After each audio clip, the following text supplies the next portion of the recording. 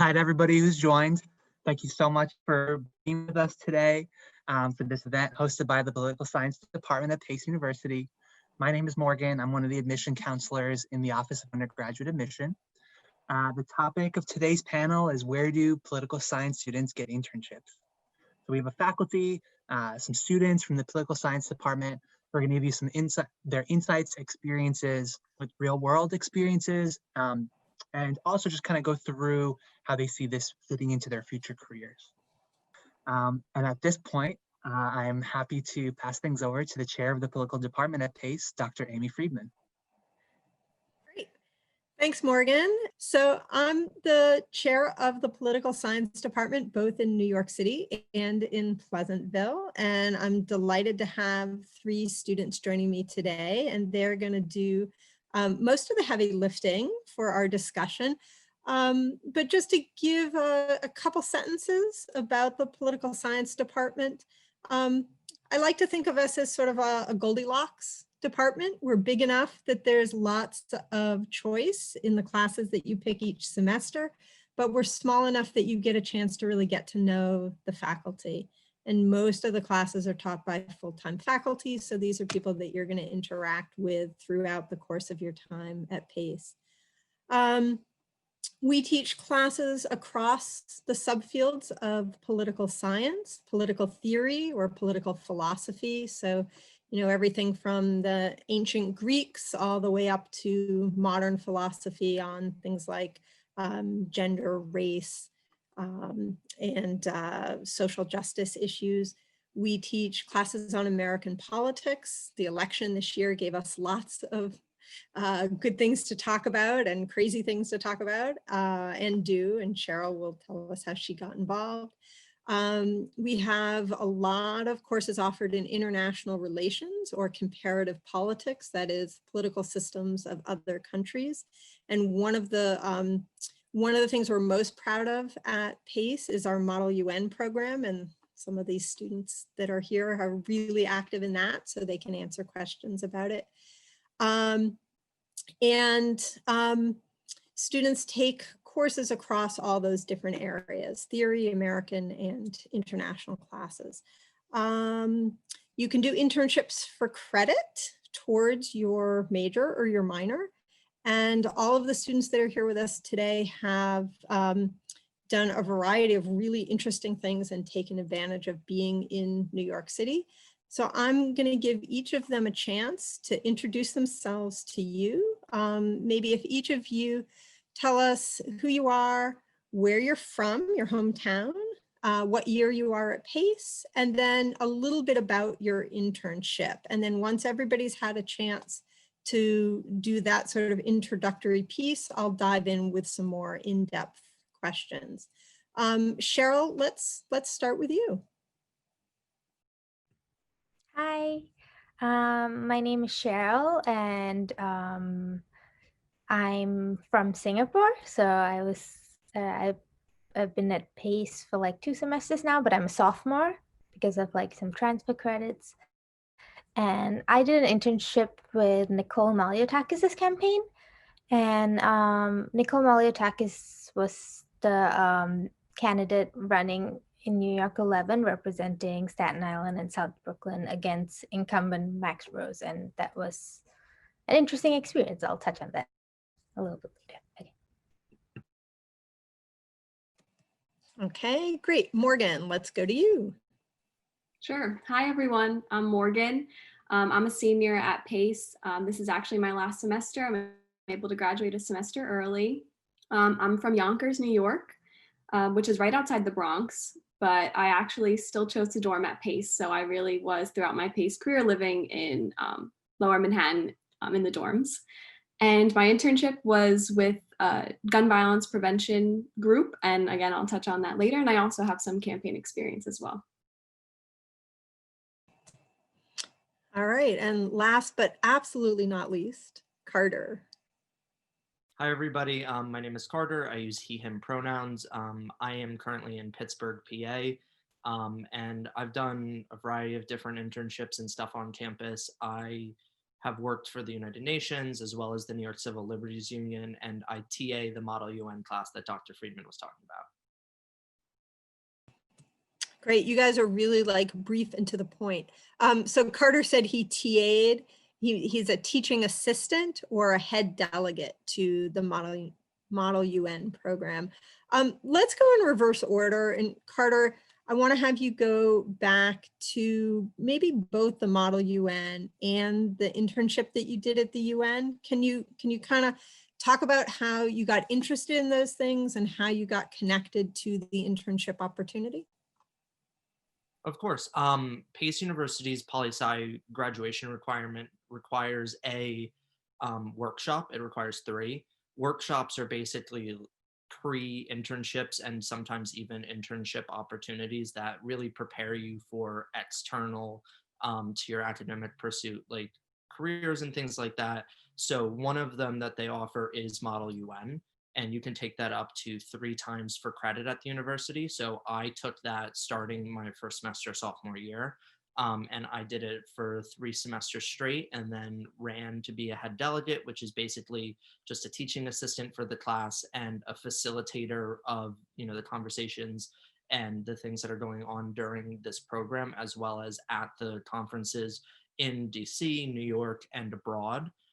And from that and the experience that I've had as a head delegate, I was able to actually do a Helene Wilson Grant internship, which is a internship only offered to Pace University students at a variety of different organizations throughout New York. It is paid, which is awesome. And through that, I did an internship with a watchdog organization for the United Nations called the Global Policy Forum, Global Policy Watch, where I basically worked with a team that was based in New York as well as Uruguay and Bonn, Germany, to facilitate conversations at the UN and work very closely with the Secretary General of the United Nations to improve their working, work with developing countries to figure out where their needs are and how to push them further in their conversations to requiring aid and progress and things like that, as well as working on finances for them. So I did a lot of financial grants, bonds, things like that for developing nation states, as well as making sure that they were sustainable in the long run. I did a lot work with international property rights and intellectual property rights to make sure that if someone develops a new medicine, a new technology, something in a country that is one of the poorest in the world and doesn't really have a lot of legal standing in the international stage, like Malawi, that they get the international rights to make money off the products that they produce, so that in the long run they can make money instead of a company in the United States developing it and then making a better product or the same product and taking all the profits from it. So my experience in the classroom really allowed me to work on the real side of it in the international field, so that I was prepared to have these conversations with nation states and say, I know this is what's going on in your country because this is exactly what I'm studying in my classes. Great. So a lot of students are really involved in social justice and advocacy work at PACE. So Carter, maybe before I let you off the hook, why don't you say a couple things about NICLU, maybe what it is and how you got involved, and then Morgan, we can hear what you've done in terms of advocacy and social justice work as well. And then the other internship that I did was with the New York Civil Liberties Union, NICLU, which is just the New York branch of the American Civil Liberties Union. And for that internship, I really worked with other students at PACE to propel a bunch of different social justice bills and things that the American Civil Liberties Union has made a priority, as well as the New York Civil Liberties Union has prioritized. I actually got that internship from a professor. She was working very closely with the mayor's department as well as NICLU on a bunch of different projects, and they were looking for students to propel a bunch of different projects that they had. So what I really worked with another PACE student was we wrote and passed the New York Voter Rights Act, which basically is a set of voting laws that is specific solely to New York State. And then my main project was working on 2 bills that re-enfranchised disenfranchised felons, because New York State is one of the states that disenfranchises felons post release when they're on parole. So the bills that I work to lobby and advocate for, when passed, will re-enfranchise about 50,000 people that are disproportionately lower class and people of color. Great, thanks. Morgan, let's hear from you. I'd love you to maybe start with a discussion about your work this fall with the God Squad, and then maybe shift gears and talk a little bit about the work you did on the campaign, and then Cheryl will follow from that. Sure. So the nonprofit that I intern at right now is called the God Squad, also known as the 67th Precinct Clergy Council, so kind of a long name.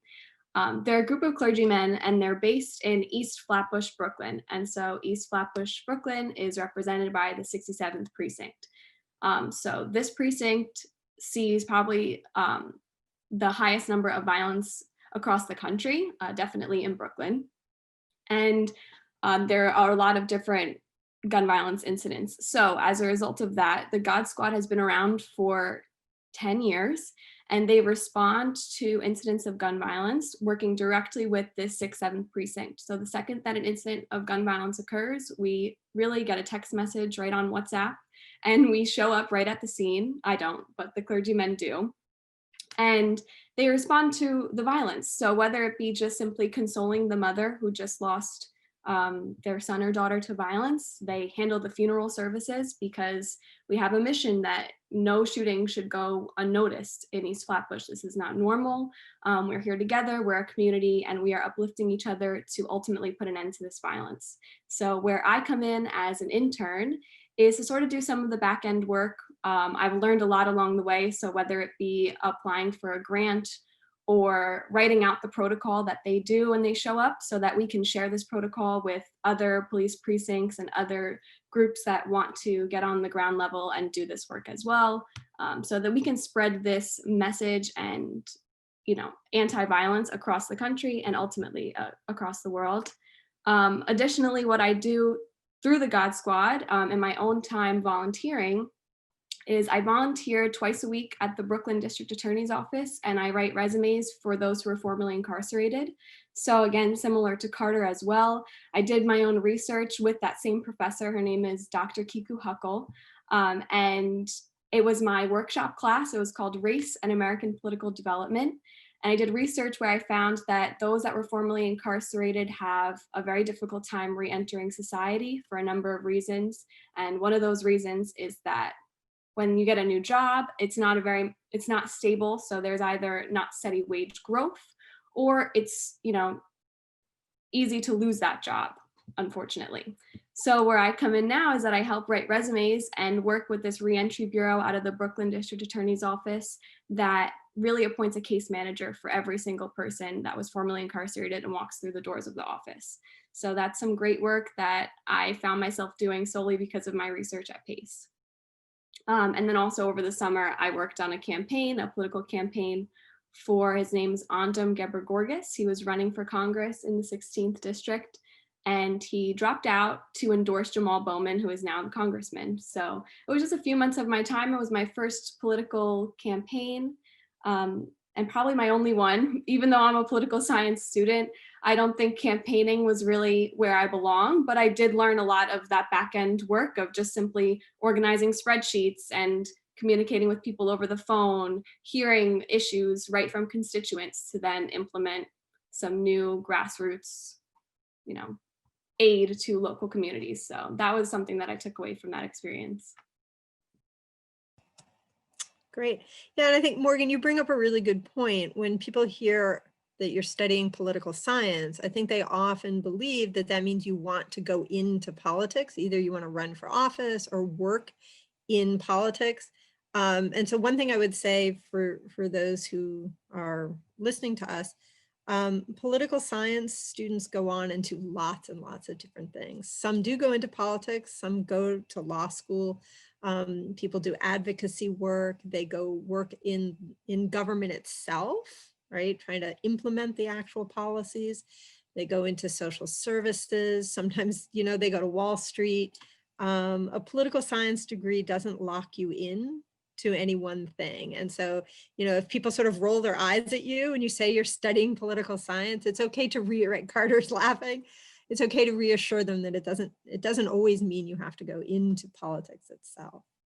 And that's probably a good segue, because Cheryl is an international student from Singapore. And to get the true United States experience, volunteered or interned with a political campaign this fall. And Cheryl, I'm going to let you explain some of the things that you did and what you took away from this, and anything that you think students would be interested to hear. Okay. Yeah, thank you, Professor Friedman. Yeah, because as an international student, and this was only my second semester at PACE, and everyone knows 2020, this election has been everyone has been really anxious about it. And I've always been interested in American politics. So this was a really hands-on experience. I got to experience a lot of things and, find out about the campaign, find out about how politics work, how what politicians are like, which is another thing. So that was an interesting thing. So I started this, I did this internship. I did it for credit, so for college credit. So it was an internship with Nicole Maliotakis, and she was running for Congress in New York 11. Again, it's for Staten Island and South Brooklyn. And she was a Republican candidate. She was running against the Democrat who is the current incumbent. And a lot of my tasks were, it's a lot of volunteer work, I guess that's what you would call it, but it was a lot of phone calls, it was phone banking, and because this year we were doing a lot of virtual. So it was phone banking. We would, the interns, we would monitor the opposition's Instagram and Twitter feed, and then we would report back and be like, oh yeah, they tweeted this. This is how you can this is how you can talk it. This is how you can reach out to voters. And we would go through comments and see what people are saying. And it was nice to talk to voters on the phone, because most of the time they would just hang up. They would just be like, bye, leave me alone. Or sometimes they would hear it. It's like, we're calling for a Republican candidate. Bye. Okay, no. And that happened a lot of times. And another thing we did, a couple of times we went door knocking. So we knocked on a couple of doors, we handed out flyers, and we talked to people. And that was something I really, really loved out of the entire internship, because I got to be on the field and talk to actual people living in the community, and how, as opposed to what we see or hear on the media or on Twitter, or what I would hear from my boss. So the campaign itself, you don't really know exactly what's going on. So I got to talk to actual Americans living in the city, going through the election. And there was a lot of heavy heart going around, because they were just exhausted, and they were just I don't know what to do. This election is. And something I really noticed is that people often think that when it comes to voting, people usually vote along party lines. So if they vote for a Republican president or Republican congressman, state assembly, and so on. But surprisingly, that wasn't the issue, because I did get a lot of people who were like, oh no, I would rather vote for, yes, I'm voting for Nicole, but at the same time, I don't support President Trump. Little things like that. And that was really interesting to me, because I've always had this, I think many of you who are living abroad or don't live in the US, the way we view US politics is very black and white, at least from what we hear. And also we have different value, like coming from Singapore, Singapore is a bit more conservative, on the conservative side. And so I had my own political views and like values going into this. So it was nice to see it from a different cultural perspective of how things were happening and stuff like that. So this, I started the internship in I think the first week of September, and it went on till election day. So, but during that period of time, it was all hands on deck. We were, they were like, we were doing 3,000 calls a week, and we were volunteering. It was all hands on deck, and it was a fun experience. I think it was exhausting. I think the election was exhausting to watch from outside of it. So for those who are in the thick of it, I can only imagine. All right, let me shift gears a little bit, or maybe I'm backing up actually. I know, Cheryl, I know that you got your internship through another PACE student who is already working on the campaign. And Carter and Morgan, you both mentioned that Dr. Huckle or Professor Huckle had connected you with some opportunities for research and then later the internships. Did any of you, have you used career services? Is that something that you could talk a little bit about? I don't remember if anybody here had. Carter, you have? Yeah, like I said before, the Wilson Grant scholarship is only available to PACE students through a platform we use, which is called Handshake, which is a job connection networking web page that basically you can apply to hundreds of jobs. So what you have to do is you have to get your resume, your cover letter, everything approved through Career Services, which is phenomenal. I've worked very closely with them for a variety of different things on campus, not just my own jobs, but for events and things that they do. And they basically put me onto the Wilson Grant opportunities. There are about 12 to 14 internships that the Wilson Grant funds. And the UN one was the one that I got and applied for. And throughout the entire process, Career Services was extremely helpful. They had, calls with me. They worked very closely with me to make sure that the jobs that I was applying for, I was getting. And now I'm graduating like Morgan is. And they're still, is your resume up to date? Where are you applying post-grad? Are you going to like law school, things like that? How are we going to help you with that? Let me put together your CV, et cetera, et cetera.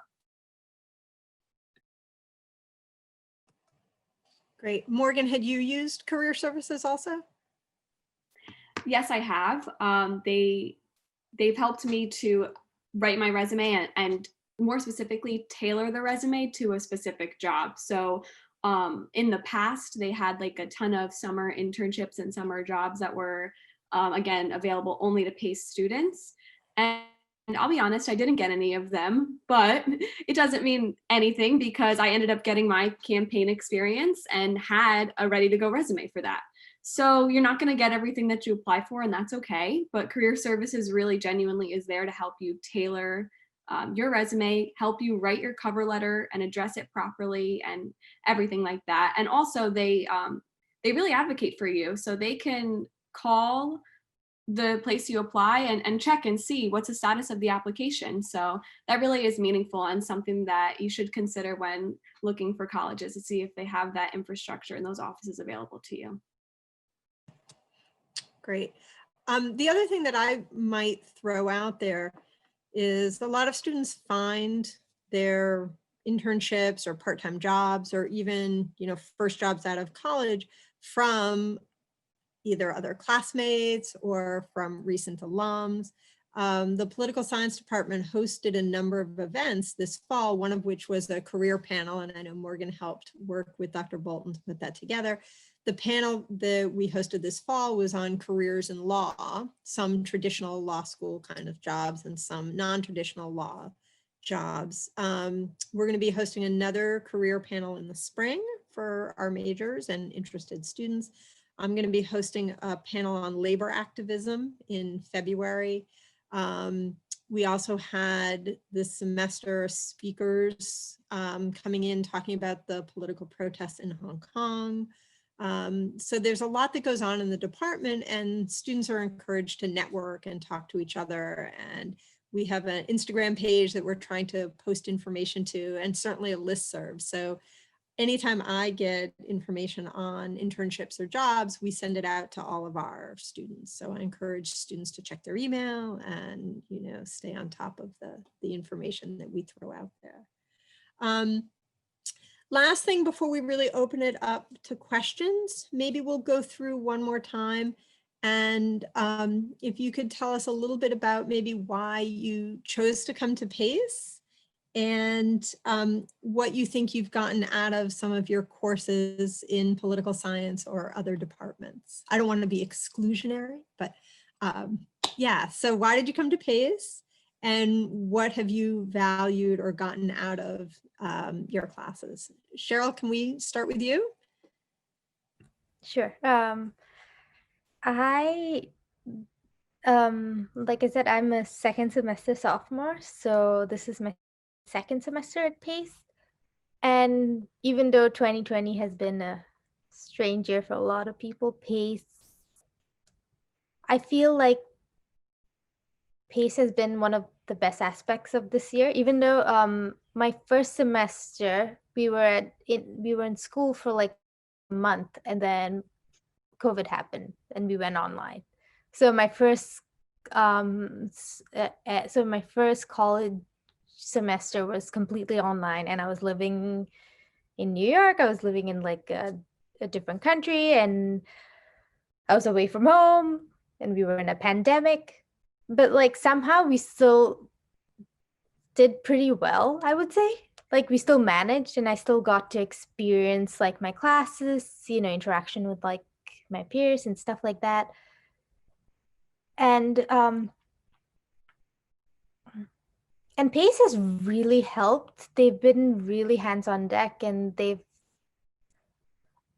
helped in and they've been really understanding when it comes to like COVID cases. So like, if someone is uncomfortable going on campus, which is why they offer like the high flex method, which I really liked. And I love that they were really thorough in keeping up with like CDC guidelines and wearing masks, which personally I'm really strict on, because like coming from Singapore, they are not messing around. They really have control of things. So I really like that. And I just remember like a year ago, I got my decision letter on Christmas Eve last year. So that was a completely different place, because like for 2 months I was just in anxiety. I was like, am I going to hear from them? Am I not going to hear from them? I don't know. And now like a year later, I'm like, What a year. that was an interesting year.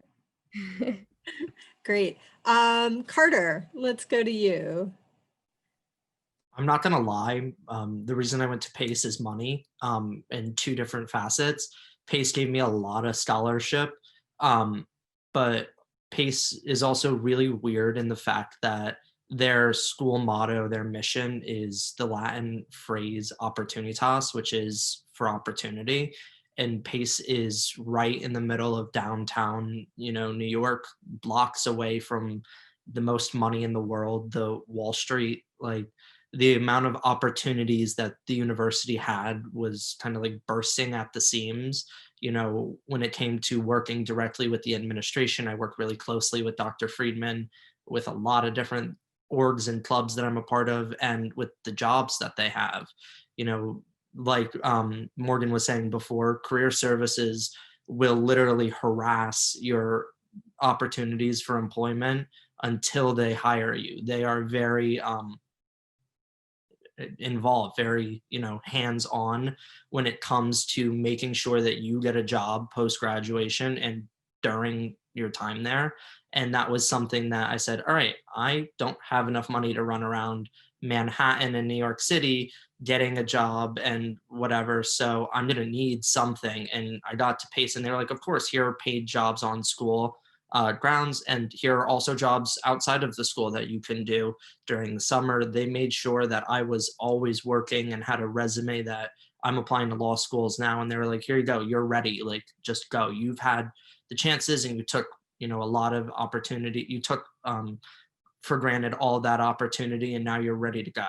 So I needed money, I got it, and I have the possibility now and the opportunity to make a lot more. Great. Morgan, let's go to you. And then there are some questions coming in to the chat. So after you, I'm going to traffic some of those questions. Go for it, Morgan. Okay, great. So similar to Carter, I came because of the financial package. PACE does give really good scholarships. And that is one thing that I will advise you guys on, is that college is an investment. So you do want to make sure that you're making the right one, because this is the next 4 years of your life. So you want to weigh out the pros and cons and see, are you going to get the best return on your investment? That's really what it comes down to. So I got some good scholarship money, but on top of that, I really enjoy like the smaller class sizes and the ability to genuinely like work and have that relationship with your professor. I don't know if you guys can tell, but all three of us do have a good relationship with Dr. Friedman. And so it just makes a learning experience a lot better for me to really be able to feel comfortable with the professor. And I mean, these past 2 semesters, I actually had President Marvin Krislov in the classroom. He was my professor. And then I became his peer leader, which you guys are all going to take if you come to PACE, University 101, which is your first semester at PACE, where we help integrate you to the university and you work with a professor. But the fact that President Krislov wanted to teach the class himself and get to know students, I think that's a pretty big deal to show you that the president and the person that's making the decisions on your university really works one-on-one with the students to get to know you. So I really enjoy that. And there's just the community feel of the school as well. So the 2 questions that I would pose to the students, Bridget asks, what kind of clubs on campus relate to activism? And then a second question, Joe asked about double majoring and minoring. So Morgan, do you want to answer one of those, and then Carter, and then I'm going to answer a third question. Yeah. So as far as clubs go, there are a ton. And even if there's not one, you can 100% make one yourself. But what I was a part of for the past 2 years, there's a class for all students at PACE have to take a civic engagement course, which means you have to volunteer 20 hours of your time over the course of the semester to show that you're engaged in your local community. So even this past semester, it was just doing things virtually, volunteering your time. So you still have to get that done. But for 2 years, we hosted an advocacy fair through the class that was leadership and advocacy. And I was the teacher assistant for that class. So that was just making sure that people were volunteering. And we have like a huge list of all places that have accepted PACE students in the past to volunteer and get your civic engagement done. And that list is generated by the Office Center for Community Action and Research, which I'm not sure if it's being rebranded at the moment or what, but there is definitely like a core group of people on campus that work to like acquire a whole list of local places that are accepting PACE students for tons of different, like whatever it is. I'm not sure, you can ask in the chat right now if there's a specific cause that you advocate for, and then like we can locate that, or you can bring that to PACE. Yeah, Carter, do you want to take a stab? What kind of advocacy clubs or clubs in general, interest-based clubs, can you kind of rattle off the top of your head? And Carter is a perfect example of someone who double majors, so. Yeah, to Joe, all colleges require a set amount of credits to graduate. PACE Universities is 128. I believe the PoliSci degree alone only requires 60 something, 33. I don't know what she's doing with the threes, but not a lot of credits to actually graduate. So there's a lot of room for double majors, minors, lots of minors. whatever you're looking to do. I'm actually a PoliSci double major in political science and philosophy with a minor in criminal justice. I have a whole other semester to add another minor. I'm not going to do it because I need to find another job. But yeah, Dr. Friedman's like, please don't. But there are also a lot of clubs and stuff. I am the vice president of the Political Science Society Club. I have been a part of the Student Government Association, which does a lot with advocacy. There are a lot of different interest groups. There's the PACE Campus Against Gun Violence Club, which is really phenomenal. My friend Lorianne started that. There is Hillel for any Jewish students. There's the College Republicans Club, which is really interesting. Criminal Justice Society, which does a lot with the Poli-Sci department. The PACE Sustainability Initiative, which works a lot on environmental causes and things like that. There's Global Citizens Brigade, which does a lot when it comes to volunteering with the UN and a lot of different, UN programs in regards to the Sustainable Development Goals. There are a lot of different organizations available to everybody.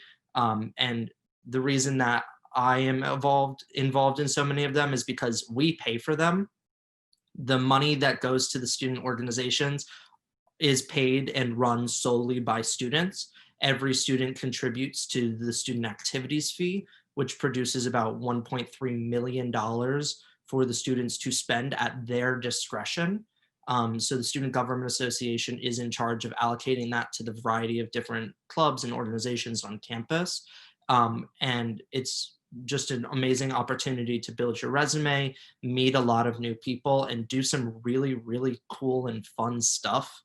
There's a lot of different things happening, and there are always events and parties and different things happening on campus for you to get involved and see kind of what's going on and meet new people.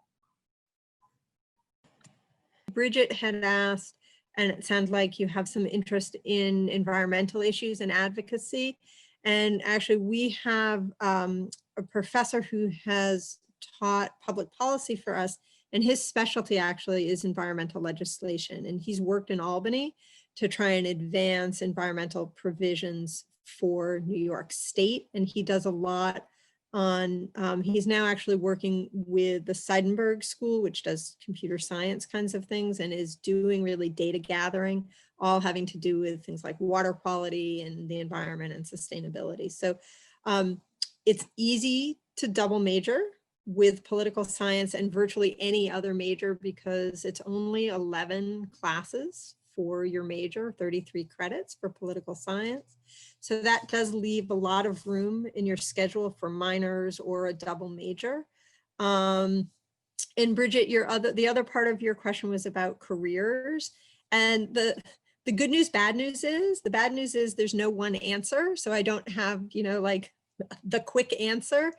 The good news and the real answer is you can do anything, right? Political science, it's a social science. It gives you good analytic skills. It gives you critical thinking skills. It hones your writing. It gives you quantitative skills because we do require a methodology class, which teaches you some statistics. So, the harder thing is really that it's not a professional degree, right? We don't tell you at the end of 4 years, you are going to become this, right? What we tell you is at the end of 4 years, you have really the opportunity to figure out what you're passionate about and head in that direction. Maybe it's law, maybe it's policy, maybe it's the environment, maybe it's immigration or social justice, or maybe you go into education. The internships that you've heard about tonight, I think are really an opportunity for students to figure out, what do I like and what don't I like, right? You try an internship in a field, maybe you go intern at a law firm and you discover you hate it. Okay, great, that's really valuable, right? You cross that off your list. Or maybe you love it and you say, okay, you know what, guess what, I can do this. Students can do internships at any point in their time at PACE. And they can be paid or unpaid. If you want to earn credit towards the political science degree, if you want to earn 3 credits for the internship, that's something you arrange with me. And you can use up to 6 credits to basically 2 internship classes towards your 33 credits in your major. I'll jump in. On the environmental thing, PACE is actually really cool in the fact that they offer a 3-for-3 program, which means you do 3 years undergraduate and 3 years at the law school. Granted, you get in. PACE kind of works with you to make that happen. And PACE Law School is actually one of the top law schools in the country for environmental science. I have a really good friend that's there right now and she loves it. But that's just an interesting thing on the environmental side. But for Krista Ramos, PACE is really cool in regards to tracks and things that you can pick for your major. International relations was definitely something that I never really wanted to consider. You know, I've always wanted to be a lawyer. I've always wanted to do domestic law only. And I went down that path. You know, I kind of paired my poli-sci degree with a criminal justice minor so I could really be prepared when I went to law school. But I had the opportunity to kind of dip my toes into the international relations classes that we offer. It's not a required part of the poli-sci degree. It's definitely an opportunity. And I don't believe it's a separate major. It is something that you can choose to do within the major itself. Or if it's something that you really don't have a passion for and don't love, you don't have to commit to it fully or even, you know, get involved with it academically at all. Yeah, Carter, you're absolutely right. So international relations is a subfield of political science. And every semester, probably about a third of our classes are in international relations because we have a lot of faculty who specialize in it. And if I could brag a little bit, live a little vicariously through my colleagues, we have 2 PACE faculty, my colleague, Dr. Matt Bolton, and his wife, Emily Welty, who's in the Peace and Justice Department, are part of a coalition of organizations that won the Nobel Peace Prize in 2017. So they're absolutely amazing people, and they have a lot of connections with non-government organizations, NGOs at the UN. They do work on disarmament. They won the Nobel Peace Prize for their work as part of an organization that got the international treaty banning the use of nuclear weapons. And they're super wonderful, cool, amazing people. And you'll take classes with them if you're here and if those are things you're interested in. You mind if I jump in, Professor? Yeah, please, Cheryl, absolutely. Touching on the international relations, because like I'm an international student. So initially, like political science, I know a lot of you are like, oh, is it just about US politics? I don't want to focus on US politics. That's actually not true. Most of the poli-sci classes are like comparative and they're on like an international basis. So we talk about politics of like different countries, and you can focus on whether you want to do international relations, just international relations, which is more towards like the UN side and stuff like that. Or like a class I took last semester was politics of Southeast Asia, which Professor Friedman taught, is focusing on politics within the region. And there's a lot of room between politics and history, and politics and film, politics and I think a class Professor Bolton teaches, right? It's politics through the ocean, I think, like oceanography. I think that's a class he teaches. So there's a lot of room for that, because that's the common misconception I get from like my family and a lot of people. They're like, wait, you're studying US politics? I'm like, no, we're not. It's much deeper than that.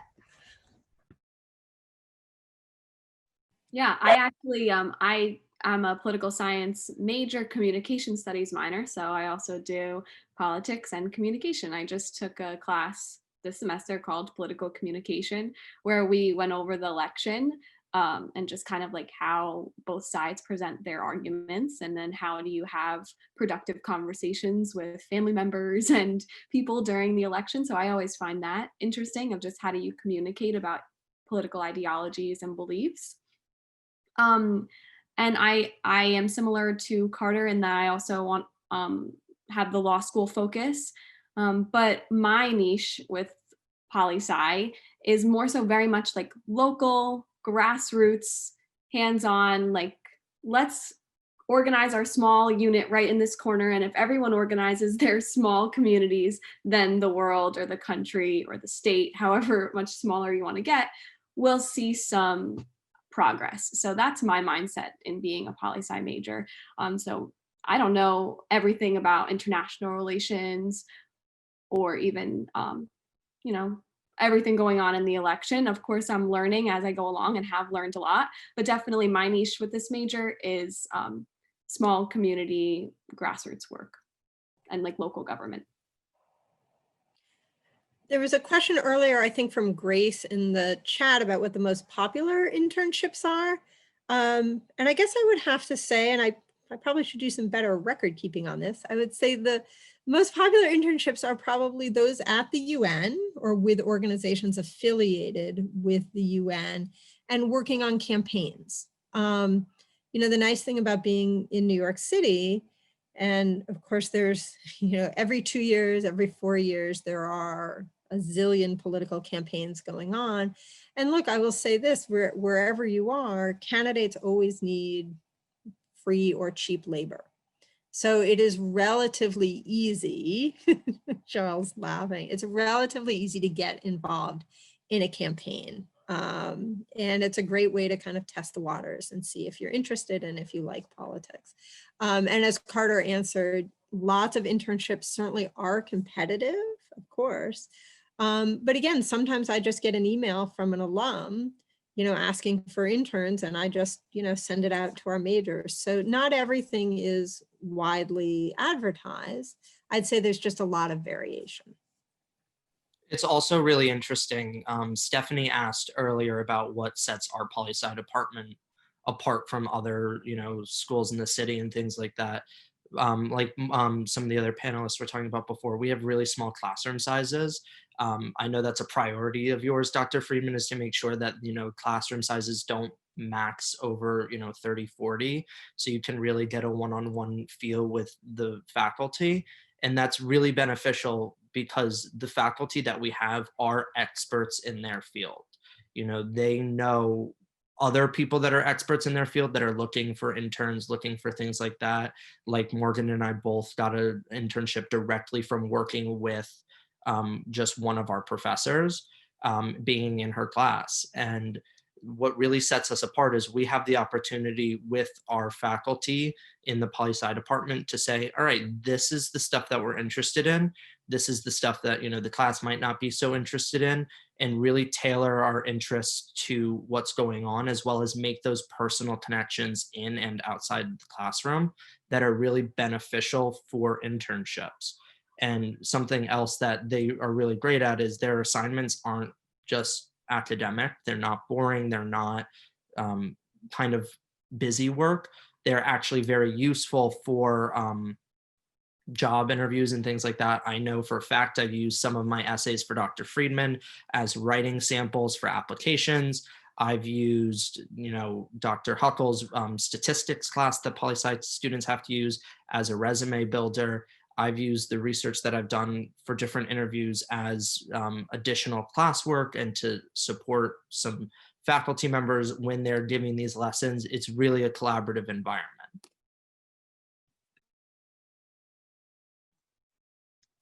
I'm gonna jump in. I'm gonna be a guest moderator for a moment, so we are getting near the end of our time. But I did want to give everybody on our panel and Dr. Friedman just one last opportunity to just give some wisdom, some advice to our students that are out there and who are thinking about studying political science, getting involved in that at the college level. So yeah, if everybody wants to go through, maybe we'll start with Morgan and just kind of any thoughts or last little bits of advice that you have. So advice for political science people personally would be that you definitely don't have to have anything figured out of what it is you want to do with this major. When I declared poli-sci when I came, but for a year I was debating if I wanted to switch to criminal justice, if I wanted to switch to communications. But all in all, what brought me back to the major was the fact that I want to do hands-on community work, like I've been saying, which you guys in the chat have also been saying. So that is something that you can definitely get out of this major, but take some classes, whatever interests you, because you can declare whatever minor you want, double major, and it is going to prepare you for graduate school for sure, because there's going to be writing involved with graduate school, whatever it is you want to pursue, which this is a pretty writing heavy major, not so much test heavy, more so I would say, from just a personal anecdote, more so papers and research than it is tests and things like that, which is what I prefer as a student. So it all comes down to how you learn best and what you're interested in, but you don't have to have everything figured out now. Thanks, Morgan. Yeah, we have long careers, long university experiences to have, so there's lots of time to figure all of that out. Cheryl, do you want to go next?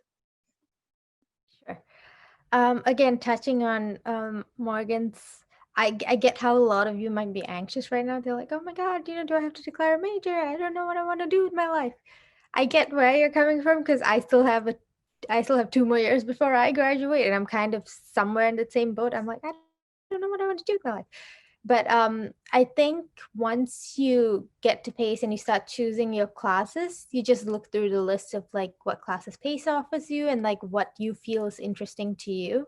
And like after the first semester, it just falls into place. You can just kind of see which way do you want to go? Do you want to go through your major, or do you want to declare a minor? Like I'm declaring a minor in pre-law next semester. So as you go, you just kind of figure out what you want to do. And I really like the fact that PACE offers that you can choose your own classes. That's an interesting thing, because like internationally, a lot of universities overseas don't do that. They just assign you classes and they're like, oh, here you go. So like the second I got to PACE, I was like, oh my God, we can choose our classes. Wow. So that was a nice thing. Yeah.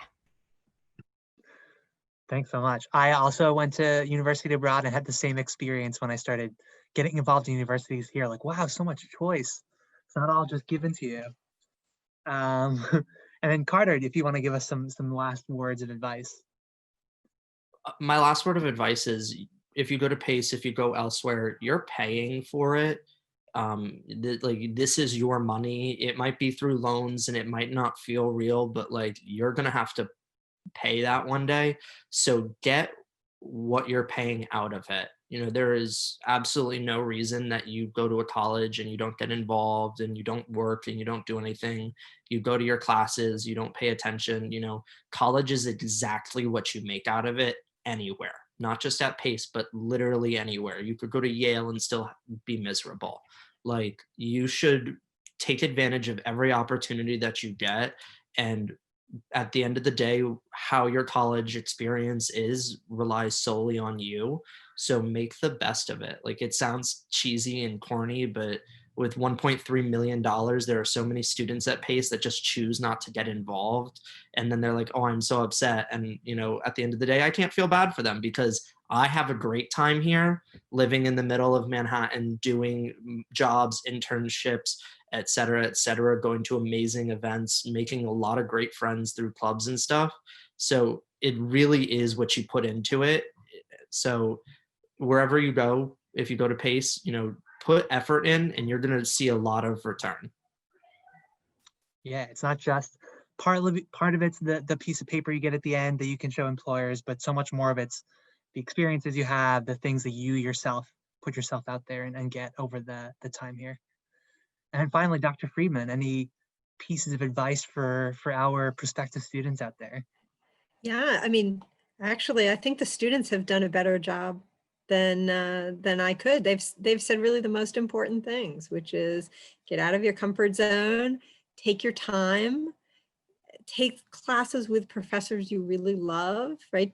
Take something that you never would have expected that you would take, and absolutely get involved. Absolutely. And that's jobs, internships, clubs, activities, Greek life, whatever helps you find your niche. That's what you should be involved in. And this is actually only my 3rd year at PACE. And so I can say as somewhat of a newbie, it's a wonderful place. It really is. Thank you so much. So yeah, just I guess overall, to wrap things up, thank you so much, Dr. Friedman. Thank you to our panelists, Cheryl, Morgan, Carter, for your time, for your expertise. We're very lucky to have all of you here. I always love hearing from students the 100,000 different ways that everybody's getting involved. Very inspiring.